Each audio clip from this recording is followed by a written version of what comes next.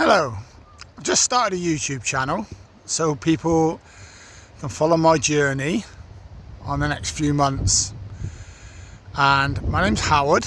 So this is an introduction first video. People who know me usually say hello Howard.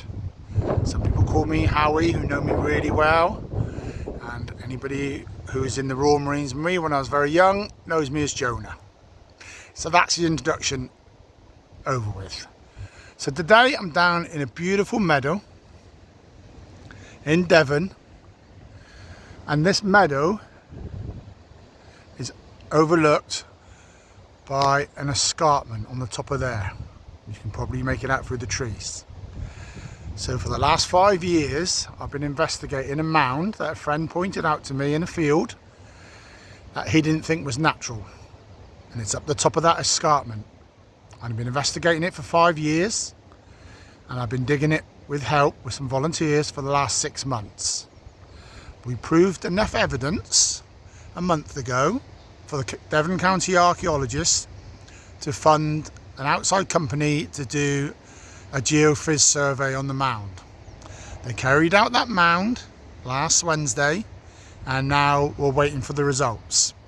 And the results come in, it's either a 7,000-year-old megalith lateral tombed burial mound built by prehistoric people, or it's a natural rocky outcrop.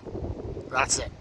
So we're waiting for the verdict. So today, as an intro video, I thought I'd come down on the meadow, and this is the meadow I believe that the prehistoric people would have lived in, and they would have built that mound up on the escarpment and put their loved ones inside so they could see the beautiful limestone and the beautiful long barrow on top of that escarpment. So I'm going to start a channel so people can follow it instead of waiting a year and a half for the documentary. Every time I film it, every time I excavate, I can publish the video nighttime so people can follow along, and this is just the intro video.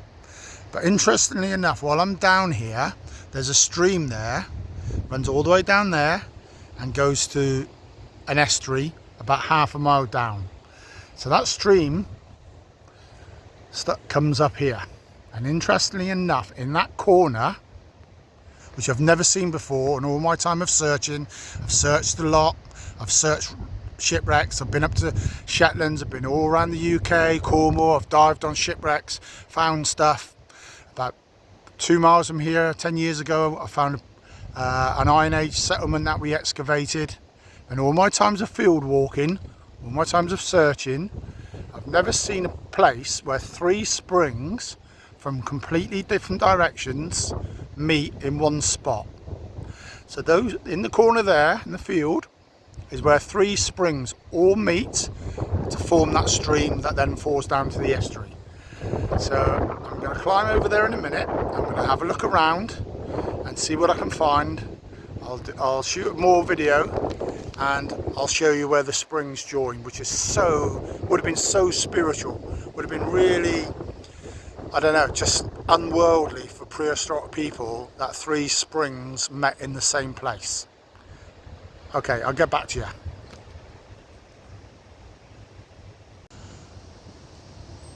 So I've just climbed over the point where the 3 springs meet to the other side, and look at that. I mean, come on, look at that for a meadow. Look at it, it's beautiful. Absolutely peace, quiet, stunning. Can hear a buzzard, seen a pheasant, beautiful. There's one of the springs. That one travels, I've already know where the source of that is because I traced it. That goes about 3 miles to the northeast for its source. There's another spring there that comes down right in the bottom of those woods. That goes west, that goes for about 1.5 miles to its source because it's limestone, that's all limestone. And then the other spring, which you can't see, just comes from up there. It's a bit shorter, about 1.25 miles, comes down from the north, and they all join there. Now that I've never seen it before. Maybe other people have. I've never seen 3 springs from different directions join in one spot. And to me, with this beautiful meadow all the way around. It's absolutely gorgeous, and you've got the estuary just about 2 miles down there. Just stunning to live down here. I know there's other places they could have lived and settled when they stopped hunter-gathering, when they started to settle in the Neolithic. I know they could have stayed lots of other places, but this is beautiful. And I don't know, but I'm guessing all those trees at that bank may not have been there because it's 7,000 years ago. It's just when the climate started to settle a bit and things should start growing and maturing, so maybe all those trees weren't there. And that mound I'm digging is right up there on the highest point of that escarpment. So if the trees weren't all there, then they could have been living down here and looked up and seen where their loved ones were buried. Just putting that out there. Obviously I don't know. We're going to find out this week when we get the results. But you can see here where the 3 springs come down and join. And interestingly enough, over here, it's probably just a coincidence. It's probably nothing in it, but there's a couple of stones, and one of the stones is stuck in the ground. Not sure if you can see that with the tree. I'll try and get a better view. So that's one of the stones sticking up out the ground, just there. Another stone there, loose, another stone. There is stones around, and probably it's just been put in the mud during the floods, or the farmers, it's come off a hedge, or whatever. It's probably just there, stuck in the mud by accident. But where these 3 springs joined would have been very, very important and spiritual to prehistoric people. And whether I ever find them or whether they're here still, they would have made offerings, Bronze Age axe heads, etc. They would have made offerings to where these springs meet. So I'm going to have a little dig. It's probably just going to fall over as soon as I dig, but I'm here, it's beautiful, got my sandwiches, got my flask of coffee. I'm going to have a little dig, and as I say, it'll probably just fall out the ground as soon as I touch it. But beautiful down here. It's just nice to come down the meadow, introduce myself before we find out the results. I filmed for about an hour and 30 documentary. I kept a video diary of me digging every day up on the mound. So if it turns out to be a natural rocky outcrop, well, that's it, you never see it. If it turns out to be, like I said, prehistoric burial mound, then I'll divide it up into segments and put it on this channel. Alright, I'm going to have a little cup of coffee and a dig. Talk to you later. So as I thought, that stone just turned out to be just stuck in the mug. It was loose. I had a little look around. I've got very poor metal detector. I've tried lots and lots of signals, but I think it would be just fence, because my metal detector can't distinguish between good or bad. But never mind, had a little scranny. Beautiful, beautiful meadow.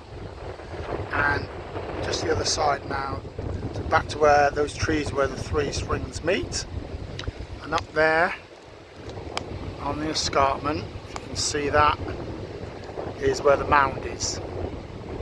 So as I say, this is just the intro video to introduce myself, introduce our search, and the geophys was carried out 4 days ago, and we'll have the results this week, and we'll find out, did prehistoric humans quarry limestone out of the field up there with antlers and sticks and build a huge monument to put their loved ones in to send them to the afterlife? We're going to find that out. Hopefully, the worst thing of all would be if the geophys results are inconclusive. I don't like that word. I don't want it to be inconclusive. I'm happy if they say it's a natural rocky outcrop. That's life. I've enjoyed it. It's been fresh air. It's been beautiful. I've had some good company. That's fine. Man-made, just unbelievable. Just shouldn't happen. Doesn't happen in Plymouth. Doesn't happen in Devon. Just madness. But I've got a theory on that, but I'll share that with you later. So we wait and find out for the results. I guess if it's rocky outcrop, you may not hear from me again. If it's man-made, then I'll start dividing up the whole diary from absolutely from when the farmer harvests the mound and drives his combine harvester over the top of the mound. He says it's just natural, he's ploughed it and he grows crops on it and he drives a massive combine harvester over the top of it. I say I don't think so. So I'll get back to you. Thanks for watching the video. If you watched it, I'm going to put a little subscribe button on there. If you want to subscribe, then you can follow the search, which would be very kind. And I don't know, just sit and try and sleep and try and keep calm and try and wait for the results. Alright, have a good day. Bye. So I thought I'd just show you one more view of the meadow and the springs before I go. So that's one spring coming down in that direction. Absolutely beautiful. Meets up with the spring coming from that direction. The mounds on top of that escarpment up there, which obviously if there was no trees we'd be able to have a beautiful view of it from here. And that's another spring coming from a different direction. That all meet down in that corner, and that's where the mound in the farmer's field is, up there on that escarpment facing east-west, about 80 metres long, 45 metres wide. Just let's hope, fingers crossed. Gonna find out. All right, take care.